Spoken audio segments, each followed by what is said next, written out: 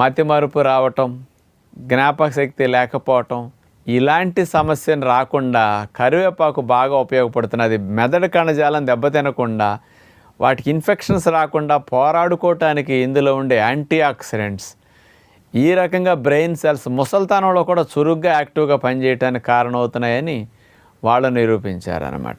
మూడవ పరిశోధన 2014 సంవత్సరం తమిళనాడులో జరిగింది, మన ఇండియాలోనే.